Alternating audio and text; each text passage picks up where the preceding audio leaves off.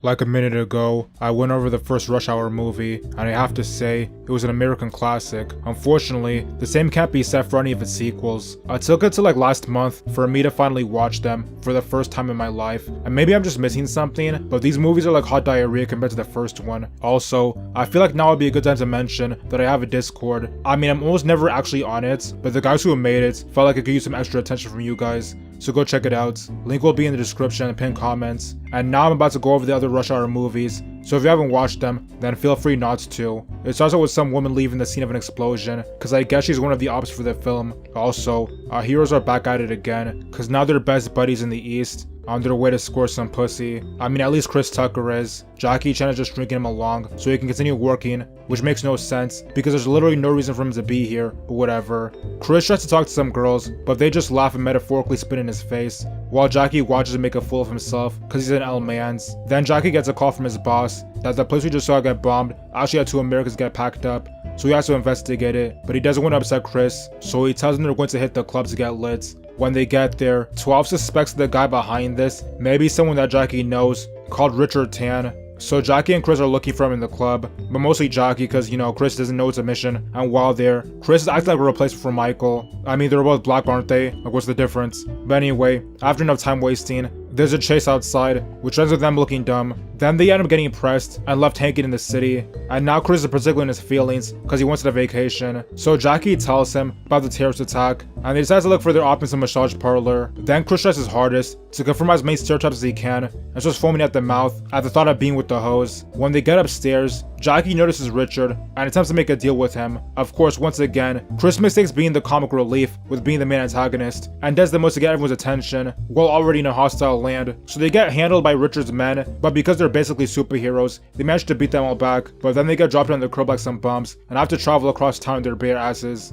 The female op from earlier tries to send to the next dimension, and their spot gets blown up. And now Jackie thinks Chris is on his shirt, so he swears vengeance. But he's not actually though. You see, Chris is over there when the explosion happened. So Jackie finds out that his op is gonna be on some boats, and also Chris was tailgating instead of op to the boat, so that's cool. While there, Chris tries to talk to some legs, but he gets blocked by some rich guy. Then he reunites with his foreign raced brother, and they confront Richard and his henchmen. Once again, the female op does Chris dirty, and at this point they're really pushing it. It's not funny or interesting, just let him at least slap her. But while Jackie's talking to Richard, he reveals he's actually trying to be a snitch, and he's not the main one behind it. But then he gets wet up by the female op, so Jackie is left with more questions than answers. After this, Chris's boss gets on their asses for losing the main lead, and is about to get him shipped back to the colonies, I mean America. But before he goes, he and Jackie have a talk about how they need to get back, because Richard was actually Jackie's father's partner. Then he got clipped, and Richard became rich, and that doesn't sound right. So Jackie decides to go to America with Chris, and get this all figured out. When the two get there, they go to the rich guy in the boat's crib, and find him with the girl that curved Chris. The female op leaves off a package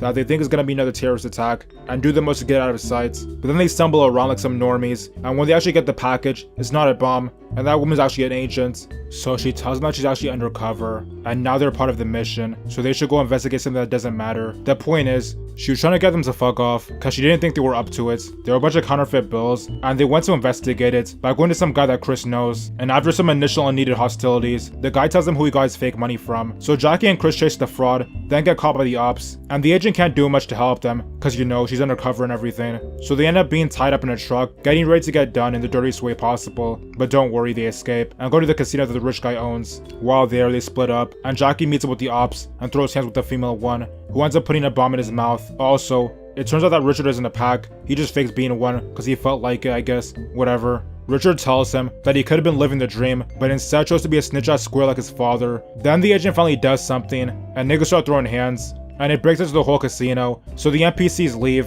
and it's a bunch of action, you know, Jackie Chan, karate, kung fu. Also, Chris finally gets to throw hands with the female op, and I know it's all girl power and stuff, that she kept sleeping him, but nigga, we got the joke the first time, stop playing him like that. You already made the most annoying character, you could at least give him a few W's along the way. After some time, Richard puts the rich guy in his blunt, and before he can match with Jackie, Chris shows up and is a distraction, and ultimately, he ends up merging with the pavement. Then the female op, broken after the L she took to a Negro, tries walking in with a bomb, but she only ends up murking herself. The movie ends with Chris and Jackie praying to enjoy themselves, and the agent being Jackie's new wife. As you can tell, this movie isn't near as good as the first one, and I can already hear you Negroes crying in the comments, but before I go into more detail on why it fails, I might as well go over the third movie, cause it has the same problem.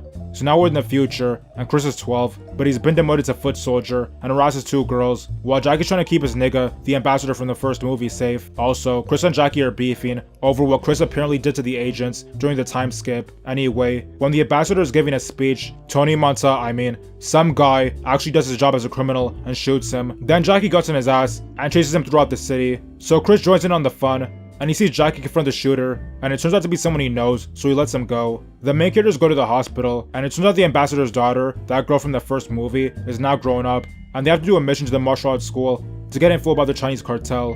When they get there, Chris shows his ass yet again, and starts talking waltz to everyone. Then some big ass nigga shows up and starts bullying him. Jackie doesn't like where this is going, so he joins in. So the big nigga starts pressing both of them at the same time, and it's kind of sad to see, but oh well, it's a good thing pools exist. Then some old man comes up and lets them know this is all just a waste of time, because the ops already did a sweep and finessed what they were looking for. Also, the ambassador and his daughter are in danger, I guess. When they get to the hospital, they put one of them down, but he only speaks French. Then they get a nun to translate. After pressing him enough, he reveals that they're all supposed to be sent to the Shadow Realm, and they go tell their findings to the French embassy, but even that's not safe, cause the car they almost left the daughter in would have gotten her packed up if she went earlier. So Chris and Jackie go to France, where they're greeted by annoying losers from all directions. The cab driver is being a dick, so Chris has to press him in order to make him do his job. Chris meets a woman that looks like a full course meal, and it looks like Jackie's about to get busy in another room, but no, it's yet another weirdo woman who wants to see him on the news. So there's a chase scene after they leave that place, and it ends with Jackie confronting the guy from earlier, and once again refusing to do anything, because they grew up together, so that's like his brother or something. Then Chris gets in his feelings and pisses off. Also, their ally from the embassy tells them that the guy they're looking for is actually a list of cartel leaders that some woman has, and that woman is the same one that Chris met at the hideouts. So while the woman's performing, Chris tries to get her to leave, but all of a sudden, she forgot the plot to the movie and decides to waste everyone's time until she actually sees niggas with straps aren't afraid to use them. Like, what was the point of this scene? Nigga, you're the one giving the ambassador information. Why do you not think the ops aren't willing to go up the block then and there if it came down to it? So after they take her out of there, they go to the crib, where Chris is about to do his thing, until that one weirdo from the hideout comes back for the fade. After she gets dealt with, the woman reveals that she herself is the list, cause it's written in the back of her skull, and once the cartel gets the information, they're gonna send her to the Nether Realm. Okay, so you do know you're in danger. So what was with the time wasting just a second ago? And also, can we acknowledge how brain dead this whole situation is? The leaders of an organized crime syndicate have chosen their successors by riding on some rando's head just so their minions can run across the world trying to find it. For what? Why not just email the niggas, or better yet, tell them yourself? This is the most contrived nonsense for a movie that's supposed to take place in the real world. Anyway, the heroes meet up with the French guy, but he's moving different, cause it turns out he's an op, so he has to get dealt with. Then Jackie gets a call from his brother that they kidnapped their daughter, and when they get there, they see that brother has her hanging over the sky, threatening to drop her if they don't give up the woman. So he and Jackie throw hands, and it ends with the brother on his ass, and even though Jackie tries to save him, he's a lost cause, and he lets himself go. Meanwhile, Chris is being useful for once, getting rid of the ops. After he saves the daughter, they get confronted by the weirdo, but she ends up getting deleted, so that's cool. And Chris and Jackie manage to use a flag to glide away, but then they got caught by the French guy, who tries to make life worse for them, but they get bailed out by the taxi driver, so I guess his life has some meaning. The movie ends with the main character assaulting a bum and dancing like the Joker. Now, I'm not saying these movies are terrible, I'm just saying like what happened to this franchise. I haven't seen the first movie in some time, but last I remembered, it felt like I had some heart, you know? Like a light comedy movie, but the sequel and the third are just so gimmicky. Like almost every joke is haha, you're black, well haha, you're Asian. And this isn't me beating my feelings over jokes, like I'm fine with race-based humor. But one, that's like 98% what they do, and two, they don't even do anything with it, besides making the most surface level observations that everyone else would have already made and calling it comedy. And that's like their main form of jokes. It's like every other scene that's supposed to be funny, it's just about cultural differences, and that in itself is the joke. Their other attempts at humor are hit or miss, so that's an L. Overall, just like with Friday, you should just stick with the first one, cause it's not like you're gonna get anything of value if you go past the original movie.